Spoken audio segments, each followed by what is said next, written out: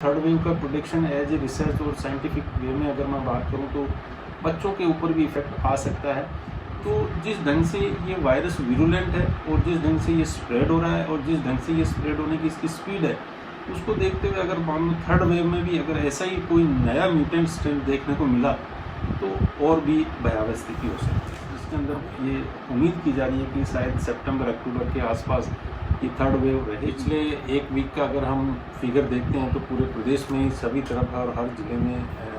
Covid के जितने भी पेशेंट्स थे उनका फिगर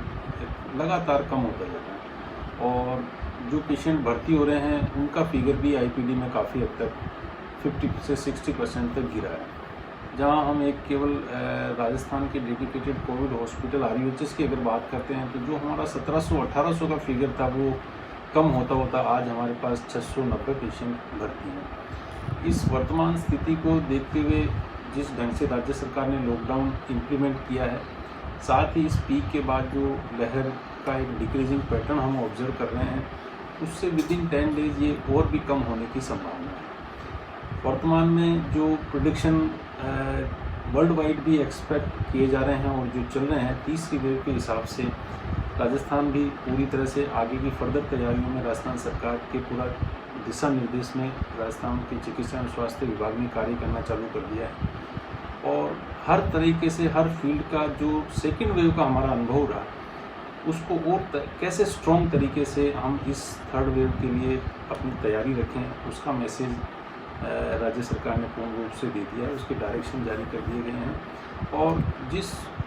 पेशेंट्स की इस वायरल स्ट्रेन की जिस गंभीरता के साथ सेकेंड वेव में जनता अफेक्ट हुई है और number of cases first wave के कंपेरेटिवली काफ़ी संख्या में ज़्यादा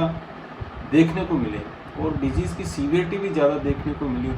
उसको देखते हुए और प्लस जो थर्ड वेव का प्रोडिक्शन एज ए रिसर्च और साइंटिफिक वे में अगर मैं बात करूं तो बच्चों के ऊपर भी इफेक्ट आ सकता है, उसको टारगेट करते हुए हमारी तैयारियां रहेगी और हर तरीके से चाहे वो आईसीयू बेड्स की बात हो, चाहे वो ऑक्सीजन बेड की बात हो, चाहे वो ऑक्सीजन की बात हो, वो सारी की सारी तैयारियां प्राय रूप से करने की तैयारियां शुरू कर दी गई है। और जहां तक मैं समझता हूं जो एक्सपेक्टेड मंथ्स जिसके अंदर ये उम्मीद की जा रही है कि शायद सितंबर अक्टूबर के आसपास ये थर्ड वेव रहेगी, तो जनता से भी यही रहेगी कि जो वैक्सीनेशन के लिए अभी तक भी आगे नहीं आए वो आके अपना वैक्सीनेशन कराएं और जिस एज ग्रुप के लिए राज्य सरकार ने सुविधा उपलब्ध करा रखी है, प्लस जिनके अंदर अभी और गाइडलाइन आना बाकी है बच्चों के अंदर,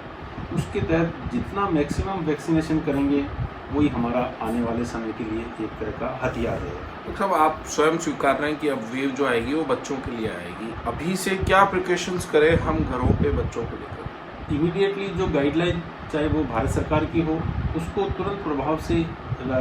हर तरीके से हमें फॉलो करना चाहिए और जो हम हमेशा कहते आए हैं कि जो हमारा बिहेवियर है कोविड अप्रोप्रिएट बिहेवियर,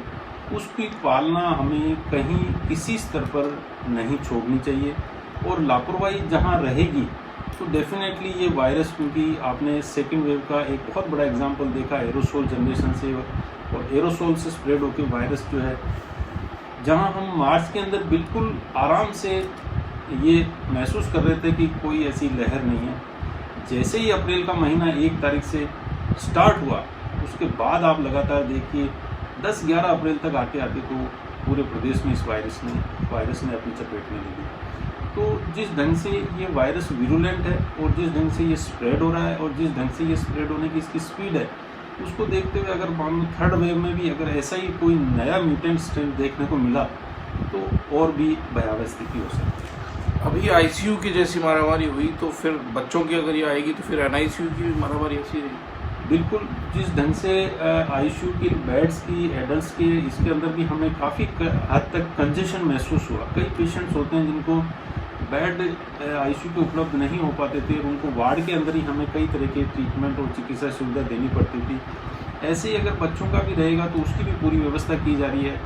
और जो दिशा निर्देश राज्य सरकार के बच्चों से रिलेटेड पीडियाट्रिक्स ग्रुप के रिलेटेड रहेंगे उनको अभी से ही पालन करना चालू कर दिया है।